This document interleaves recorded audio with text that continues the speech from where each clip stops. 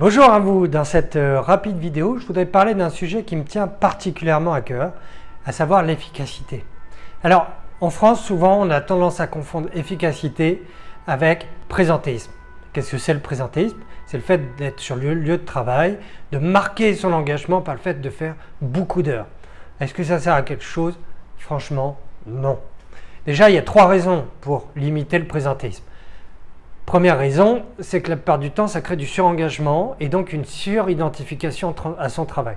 Quand quelqu'un est surengagé, il est beaucoup plus difficile à manager. Pourquoi? Parce que quand on lui fait une critique, il le prend personnellement et on ne va pas critiquer son travail, on va le critiquer comme en tant que personne. Donc ça va être beaucoup plus dur pour lui d'entendre. Et en situation de changement, il va être beaucoup plus résistant parce que ça sera son bébé, son travail. Donc si on lui dit de le changer, ça va être beaucoup plus compliqué.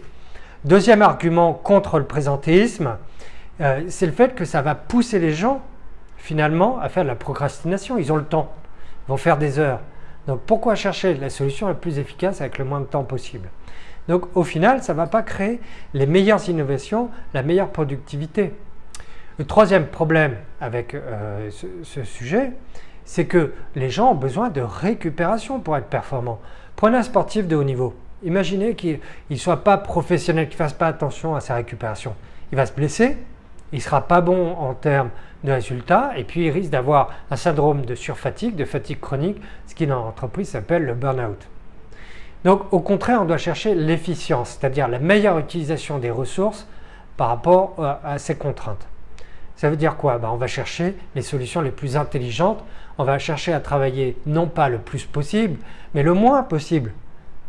Plus je cherche à travailler le moins possible, plus je vais chercher des solutions efficientes et intelligentes. Mais c'est difficile d'avoir cette mentalité en France quand on fait du management. Petite anecdote, j'avais en coaching un manager qui me disait « j'ai un problème de motivation chez ce vendeur, c'est une équipe de vente ». Ah bon, qu'est-ce qui se passe? Il fait moins d'heures que les autres. D'accord? Alors je le regarde d'un air interrogatif et je lui pose la question suivante. Est-ce qu'il a un problème de performance? Ah non, il est meilleur que les autres. Ah.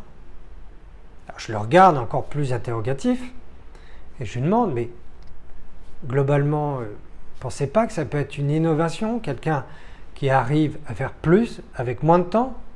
Peut-être qu'il y a quelque chose à trouver et à dupliquer pour les autres.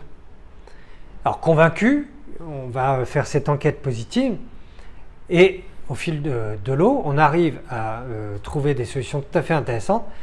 3 semaines après, il y avait une augmentation de 15% du chiffre d'affaires au niveau de son équipe des ventes, avec une équipe qui était beaucoup plus satisfaite du travail.